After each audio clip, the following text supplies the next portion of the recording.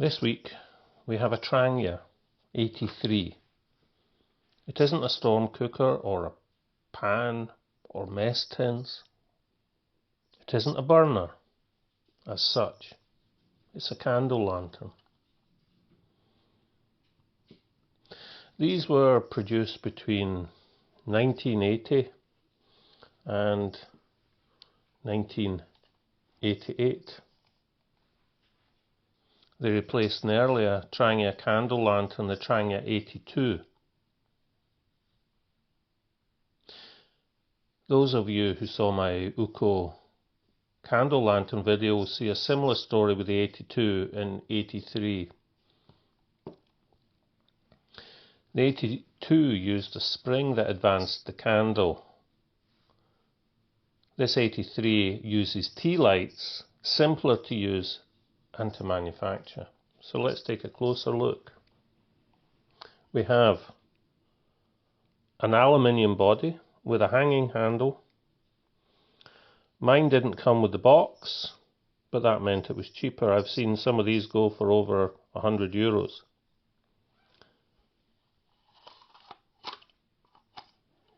If we extend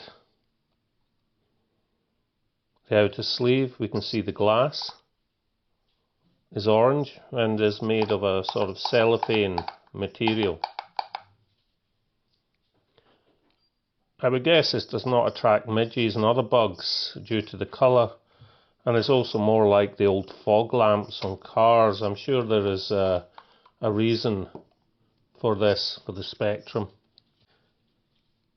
Inside we have a tea light.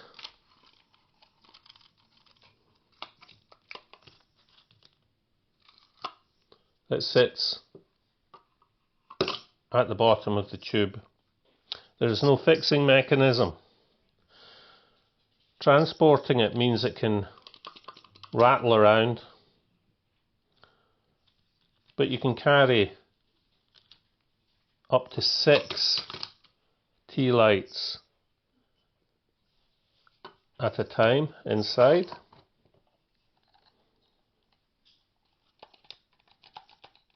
And it secures them a bit better. I have a mix of normal and citronella in here. Okay, let's weigh it. 125 grams with 6 tea lights inside. If we remove 5 of the tea lights, leaving 1 for an overnight trip, it reduces it to 66 grams.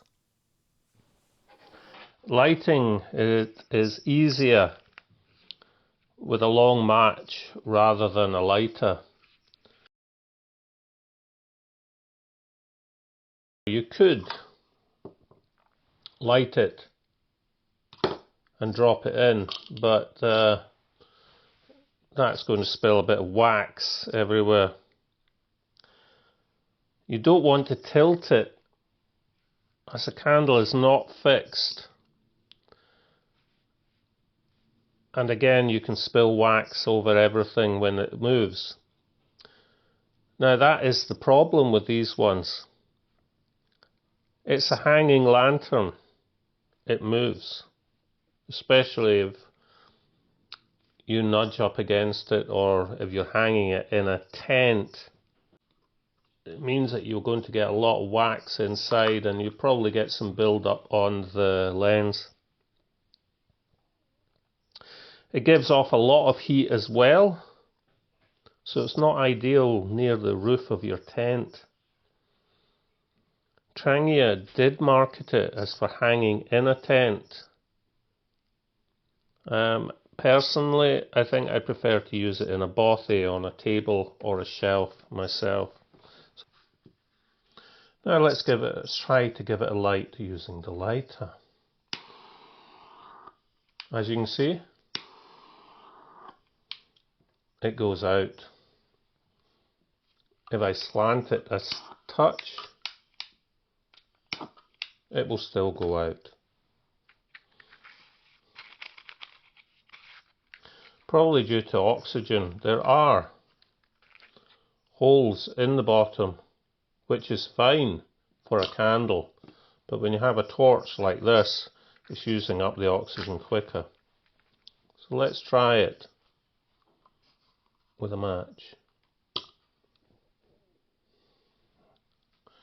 Now I was able to tilt that there as the candle had not been lit, so the wax wasn't liquid. And we'll just put this on the top. You have to jam it in place if you wanted to sit on a table. Obviously, if you were using it hanging, that wouldn't be a problem. And here it is lit. It's a gentle light, not something that would match up to modern day lights, but it has a charm of its own. It gets quite hot on the top. I carry a mix usually of, I'll just put the lights on a bit, citronella and the white tea lights. I do find that the citronella does help a little bit with midges and mosquitoes. So it's a good thing to carry in itself, even if you're not wanting the light, as it does protect from the wind. It's simple and not something that will break unless you stand on it. The only downside I can see is the splash build-up inside and maybe tearing the lens. As ever, let me know what you think in the comments. Maybe you have a similar lantern from a different company. There were a lot around in the 80s.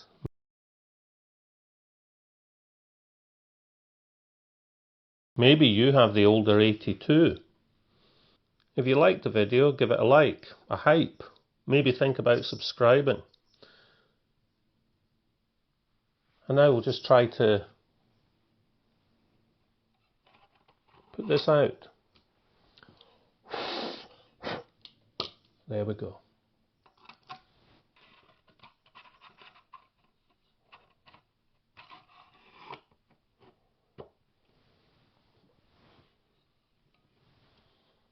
So that was the Trangia 82.